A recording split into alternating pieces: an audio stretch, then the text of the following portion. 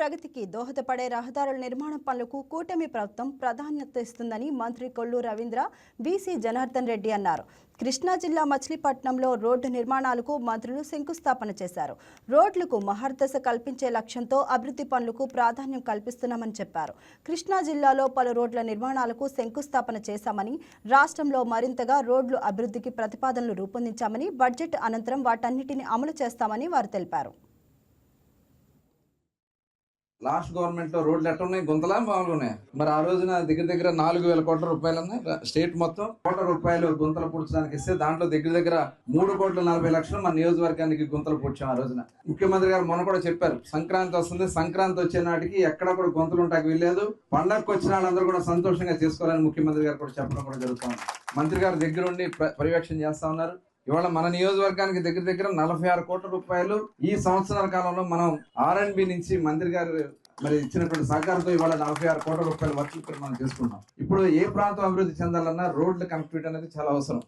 దానికోసమే ఇవాళ మళ్ళీ మరొక ప్రపోజల్ మొన్న హైవే వాళ్ళతో కూడా కూర్చోవడం జరిగింది. ఇప్పుడు అన్నగారు కూడా చెప్పాను నేను, మన ఏదైతే తీర ప్రాంతంలో 216 రోడ్డు మన పక్క అవతల నుంచి వెళ్ళింది, రేపు కొత్త రోడ్డు 216ని మన సముద్రం అమ్మటే కోడూరు వరకు మన ఏదైతే పెడన నియోజకవర్గం దగ్గర నుంచి ఏదైతే వెస్ట్ గోదావరిలో ఎంటర్ అవుతుందో లోసర బ్రిడ్జ్ దగ్గర నుంచి అటు కానూరు మీదుగా, మంగినపూడి మీదుగా, గిలకలదిండి మీదుగా, ఇటు పోలాడతిప్ప పలితమ్మలపాలెం మీదుగా, ఇటు వాడపాలెం మీదుగా కోడూరు కలిపి కోడూరు నుంచి నిజాంపట్నం కలపడానికి కొత్త ప్రపోజల్ చేస్తున్నాం. అది కానీ వస్తే అభివృద్ధి ఉంటుందా ఈ ప్రాంతంలో? చెప్పాలి, అభివృద్ధి ఉంటుందా? అవసరమా లేదా?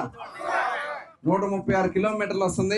మంత్రి గారు కృషి చేస్తే తప్పకుండా 136 కిలోమీటర్ల హైవే కోస్తా జాతీయ రహదారి కింద రేపు రాబోయే కాలంలో ఆ రోడ్డు వస్తే మటుకి ఈ ప్రాంతానికి తిరుగులేనటువంటి అభివృద్ధి. ఎందుకంటే ఇప్పుడు సిటీలో కూడా మనం ఎక్వైర్ చేయాలంటే వాళ్ళ ఎక్విజేషన్ అయిపోతుంది. చాలా ఈ తీర ప్రాంతాల ఎక్విజేషన్ పెద్ద అవసరం ఉండదు, ప్రభుత్వ భూములే ఎక్కువ ఉంటాయి. కాబట్టి మనకి ఈ రోడ్డు కానీ పూర్తి చేస్తే మనం NH వాళ్ళతో కూడా మీటింగ్ పెట్టినప్పుడు వాళ్ళకి కూడా చెప్పాం, వాళ్ళు కూడా చేస్తే ఇది చాలా మంచి ప్రపోజల్. ఇప్పుడు ఎట్లా DPR తయారు చేస్తున్నాం, ఆ రోడ్డు కూడా వేసుకోగలిగితే బందరు చరిత్రనే మనం తిరిగి రాసిన వాళ్ళు అవుతామనే పూర్తి నమ్మకం, విశ్వాసం నాకైతే ఉంది.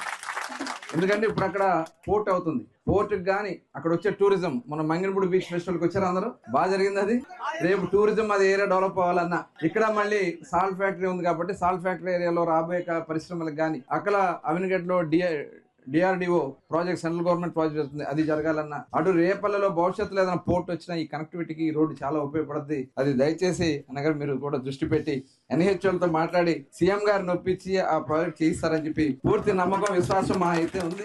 విధ్వంసంతో మొదలైనటువంటి పాలన ఆఖరికి రాష్ట్ర రహదారులను కూడా విధ్వంసం చేసి ఏ రోజు కూడా ఇటీవలు గాని గుత్తలు పుచ్చిన పాపాన పోలేదు. అదే కూటమి ప్రభుత్వం వచ్చిన తర్వాత ఏదైతే మేము అధిక ప్రాధాన్యత ఇవ్వాలనుకున్నామో R&B డిపార్ట్మెంట్ ద్వారా 3,300 కోట్ల రూపాయలు రాష్ట్ర చరిత్రలోనే ఒక్క సంవత్సరం లోపలనే 3,300 కోట్ల రూపాయలు శాంక్షన్స్ చేసి ఈ రోజు రహదారులన్నీ కూడా గుంతలేనిమయంగా చేస్తా ఉన్నాము. అదేవిధంగా కేవలం ఒక్క మచిలీపట్నానికే 30 కోట్లకు పైన నిధులు విడుదల చేయడము, నిత్యం మా సోదరుడు రవి ఎప్పుడు కనిపిన అన్న మా ఊరు రోడ్లు ఎప్పుడు బాగుపరుస్తారు, ఎప్పుడు చేస్తారని చెప్పి మాకు అనుబంధంతో కాబట్టి ఎప్పుడు కూడా అడిగేవాడు. ఎప్పుడైనా కానీ రవి ఖచ్చితంగా కూడా మీరు మాటిచ్చారు, ప్రజలను మిమ్మల్ని అత్యధిక మెజార్టీతో గెలిపించారు, కూటమి ప్రభుత్వాన్ని గెలిపించారు. ఈ రోజు మనం ప్రజల రుణం తీర్చుకోవాల్సిన బాధ్యత ఉందని చెప్పి దానిలో భాగంగానే ఆర్థికంగా ఇబ్బందులు ఉన్నప్పటికీ కూడా గౌరవ ముఖ్యమంత్రి గారి ఆదేశాలు, వారి సహాయ సహకారాలు, అదేవిధంగా డైలీ లోకేష్ బాబు కూడా రోడ్ల పరిస్థితి ఎంతవరకు వచ్చిందని కూడా వారు కూడా ఆరాధిస్తూ ఉంటారు. Please subscribe to YK TV Network. Please subscribe to YK TV. Please watch YK News. Don't forget to subscribe YK News channel